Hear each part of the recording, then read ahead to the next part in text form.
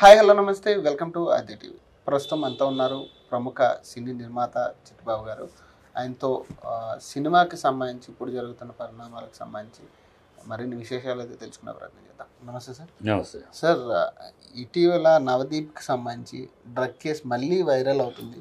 అంటే మీరు ఎలా చూస్తారు? అంటే నవదీప్కి ఎంతవరకు ఇన్వాల్వ్మెంట్ ఉంది? అతనికి ఈ మధ్యనే మళ్ళీ ఆయన వెబ్ సిరీస్లు కూడా చేస్తున్నాడు. నవదీప్ డ్రగ్స్కి అలవాటు పడి ఉన్నాడా, ఈజ్ ఎ పెడ్లరా ఆర్ విక్టిమా, ఇవన్నీ తేలిన తర్వాత అసలు ఈ డ్రగ్ల మీద చేస్తున్న ఈ డిపార్ట్మెంటు ఆఫీసర్స్ వాళ్ళు ఏదో పబ్లిసిటీ లాగా సినిమా వాడిని పట్టుకుంటే కొంచెం బాగా మెసేజ్ వెళ్తుంది. ఏమన్నా మిగతా వాళ్ళందరూ మిస్సింగ్ అంటాడు రిపోర్టర్లు, వాడు మిస్సింగ్, రవి మిస్సింగ్, ఎవడో మిస్సింగ్, వాడు ఎవరు ఊరు పేరు తెలియని వాళ్ళు వాళ్ళని పట్టుకుని చేస్తే ఏమి రాదు, వీళ్ళకి ఏదో పని చేస్తున్నట్టు. సినిమా వాడిని పట్టుకుని ఏదో చేసేస్తే సినిమా వాడు ఆహా డ్రగ్స్ డిపార్ట్మెంట్ చాలా ఘనంగా పనిచేస్తారు. ఇప్పుడు ఎన్ని సంవత్సరాలు చూడినా మీరు ఆఫీసర్స్, మీకు తెలీదా ఎక్కడి నుంచి డ్రగ్స్ వస్తున్నాయి, ఎవరి నుంచి వస్తున్నాయి, ఎక్కడి నుంచి భారతదేశానికి వస్తున్నాయి, భారతదేశం నుంచి ఎక్కడికి గోవాకి వస్తున్నాయి, ఎక్కడి నుంచి గోవా నుంచి బెంగళూరు ఎక్కడి నుంచి వస్తున్నాయి, బెంగళూరు నుంచి సిటీలకి మీకు తెలీదా? మీరు అరికట్టాలంటే అరికట్టలేరా? మీరు అరికట్టరు. మీరు ఉన్ని డ్రామా ఐ వాషింగ్ లాగా ఏదో సినిమా ఉన్నప్పుడు పట్టుకుని ఇంకో రాజకీయ నాయకుడు కొడుకున్న పట్టుకుని మేము ఏదో చేసాం పొడి చేసామని చెప్పడం తప్పితే అసలు స్మగ్లర్ని సప్లయర్ని పట్టుకోకుండా ఇది వీడు వాడాడు, చట్ట ప్రకారం కూడా వాడాడంటే వాడు పెడ్లర్ అయితేనే జస్ట్ వీడు ఈజ్ నాట్ విక్టిమ్ కింద వస్తాడు. సో ఆ పెడ్లర్ని పట్టుకోరే, వాడు పట్టుకున్నారు. 2 సంవత్సరాలకు ఒకసారి అంట న్యూస్ నైజీరియాని పట్టుకున్నాం, వాడిని బెయిల్లో వెళ్ళిపోయాడు. మరి ఇంకొకరు వస్తాడు వాడి ప్రధానం, ఇంకో నైజీరియా. ఈ డ్రామా తప్పితే ఎందుకు చెయ్యరంటే మీ దీంట్లో మీకు ఉత్సబొట్లు పడతాయి. ఈ మాఫియాని పట్టుకోవాలంటే ఇది ఇంటర్నేషనల్ మాఫియా. ఈ మాఫియాని పట్టుకోవాలంటే ప్రభుత్వాలకు మీ ఆఫీసర్లకు మీరు ఎవరి ప్రమేయం నిలదీసి అడుగుతాను. మీరు పట్టుకోండి అప్పుడప్పుడు ఏదో సినిమా వాడిని పట్టేసేసుకుని ఏదో పెద్ద నిజాయితీకి ఏదో కష్టపడుతుంటే డ్రామాలు చేయకండి.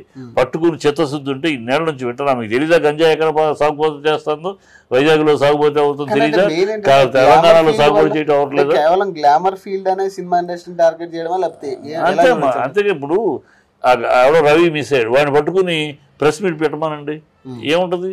న్యూస్ లాగా వెళ్ళిపోద్ది.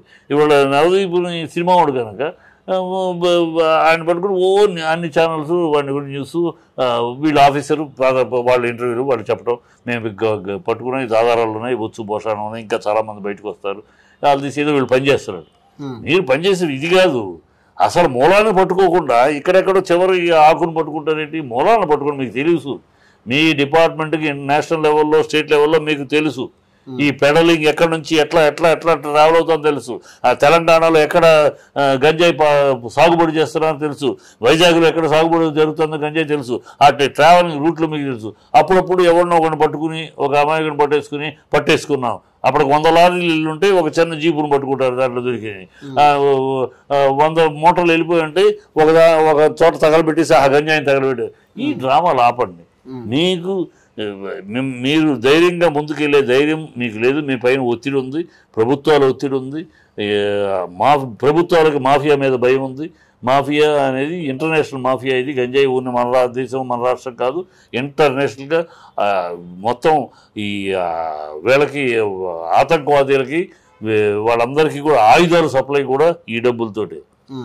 ఐఎస్ఐఎస్ గ్రూప్ అవ్వచ్చు, పీడిఎఫ్ అవ్వచ్చు, నిన్న మణిపూర్లో చైనా ఆయుధాలు దొరకడం అవ్వచ్చు, అన్నింటికి కూడా మూలం అక్కడ కూడా మణిపూర్లో అడవిలో గంజాయి మారక ద్రవ్యాలు పెంపు జరుగుతున్నాయి. ఇవన్నీ తెలిసి తెలుసు మీకు, కానీ అరికట్టడానికి భయం ఆఫీసర్ లేపేస్తాడేమో. కానీ అంటే ఈ సినిమా ఇండస్ట్రీకి సంబంధించి కూడా కొంత ఆరోపణలు ఉన్నాయి కదా నిజంగానే. ఎప్పుడమ్మా సెలబ్రిటీస్ ఒకటి చెప్పిన సినిమా ఫీల్డ్లోకి వచ్చి ఒక పేరు వచ్చినాక ఆ పేరును కాపాడుకోవడానికి ఇంకా మెట్టు పైకి ఎదగటానికి చూస్తాడు. కానీ ఎక్కడో 100కో 100కో ఒకడు పొజిషన్ వచ్చాక కూడా ఈ తప్పులు చేసి వాళ్ళ జీవితాన్ని నాశనం చేసుకుంటారు. 100కి 99 మంది ఈ ఇండస్ట్రీలోకి ఎంతో కష్టపడి ఎన్నో ఆశలతో వస్తారు. ఈ ఇండస్ట్రీకి వచ్చిన వాళ్ళు 100కి 90 మంది ఏమి కాక వెనక్కి వెళ్ళిపోతారు. ఒక 10 మంది ఇలా రికగ్నిషన్కి వస్తారు, అవన్నీ వెళ్ళిపోతారు. వాళ్ళు ఎట్లా వాళ్ళ కెరియర్ నాశనం చేసుకుంటారు? ఏదో ఇప్పుడు స్ట్రెస్, దాన్ని కూడా డ్రగ్ అంటాం. ఇప్పుడు ఫైట్స్ చేస్తారు, ఇన్ని లైట్లు పెట్టుకుని 500, 700, 1000 లైట్స్ వాటిలో షూటింగ్ చేస్తూ ఉంటారు. ఫైట్లు, చైన్లు కట్టుకుని, అవి కట్టుకుని, వైర్లు. ఒక్కోసారి ఆ స్ట్రెయిన్లో ఎవడో మీరు సలహా ఇస్తారు, ఎవరు ఇది కొంచెం చేసుకున్న రిలాక్స్ అవుతామని. అది ఎవడో ఇస్తారు, చేసుకోవడం. దీనికి వాడు దానికి బానిస అయిపోయాడు. బానిస అయితే నవనీత్ బాడీ అలా ఉంటుందా? డ్రగ్స్కి బానిస అయిన బాడీగా ఉంది అది. మంచి ఎక్సర్సైజ్ బాడీ. వాడు సప్లై చేసిన వాడి లిస్టులో ఈ పేరు ఉండొచ్చు. ఫంక్షన్కి వీడు ఎట్లా అంటే వాడు ఫంక్షన్ పెడతాడు, ఫంక్షన్కి అందరిని ఇన్వైట్ చేస్తారు, అందరూ సరదాగా వెళ్తారు. వీళ్ళ వాళ్ళందరి పేర్లు ఆ లిస్టులో ఉంటుంది. వాడు తీసుకున్నాడో లేదో వాడి లిస్టులో పేరు ఉంది కనుక వీడు తీసుకున్నాడు అని క్రాస్ ఎగ్జామ్ చేసి బెదిరించి ఏదో నువ్వు అప్పుడెప్పుడు ఒకసారి నేను తీసుకున్నాను ఒప్పుకుంటే సరిపోద్ది, లేకపోతే మాకు తరగా నువ్వు ఒప్పుకో, నీకేం పడదు, నువ్వు ఓన్లీ యూజర్ కింద విక్టిమ్ కింద ఉంటుంది, నేనేం జైలుకి వెళ్ళవు అని ఏదో చెప్తారు. సరే మనాడు ఎందుకు తలకనిపించి అప్పుడెప్పుడు ఒకసారి తీసుకురాలి. ఇది వీళ్ళు చేస్తున్న డ్రామా. అంతే తప్పితే సినిమా వాడైతే పబ్లిసిటీ వస్తుంది, వీళ్ళు పని చేస్తున్నట్టు ప్రజలు గుర్తిస్తారు. విషయం ఏం లేదు. విషయం ఉంటే అసలు మూలాన కదమ్మా, మూలాన్ని నరకాలి. ఎక్కడి నుంచి ఉందో అంతే. బాంబేకి వస్తుంది, బాంబే నుంచి గుజరాత్కి వస్తుంది, గుజరాత్ నుంచి బెంగళూరు వస్తుంది, బెంగళూరు నుంచి హైదరాబాద్ వస్తుంది. ఈ ట్రావెల్ మొత్తం పబ్లిక్, కామన్ పబ్లిక్ ఉన్న మాకు తెలిసింది మీకు తెలీదా? ఇంకా మూలాలు బాగా తెలుసు. ఏ బండి నుంచి ఎక్కడ బయలుదేరారు మీరు, ఆ బండి వస్తుందంటే మీకు ఎక్కడి నుంచో ఇన్స్ట్రక్షన్ వస్తాయి, వదిలేయాలి. ఆ టైంకి వీడు వచ్చపోసుకోవడానికి వెళ్తున్నాడు, లేకపోతే లోపల కాఫీ చదువుతాడు అంటాడు. చూడలేదు సార్, నేను అప్పుడే టాయిలెట్కి వెళ్ళాను, ఆ టైంలో వచ్చింది వాడు. ఎంకరేజ్ చేసేది వాళ్ళే. ఎందుకంటే డబ్బులు, వాళ్ళు ఇచ్చే డబ్బులు, వాళ్ళ బెదిరింపులు రెండు రకాలుగా లొంగిపోతున్నారు. అది అవి కప్పిపుచ్చుకోవడానికి ప్రజలు ఎక్కడ వీళ్ళని తప్పుపడతారో, ఏం చేస్తుంది డిపార్ట్మెంటు అని అంటారేమో అని అప్పుడప్పుడు అలా ఒకసారి అందుట్లో ఆ పట్టుకు చేసేటప్పుడు సినిమా వాడు అయితే ఫోకస్ అవుతుంది, రాజకీయ నాయకులు అయితే ఫోకస్ అవుతుంది పబ్లిక్లో. సెలబ్రిటీ అయి ఉండాలి.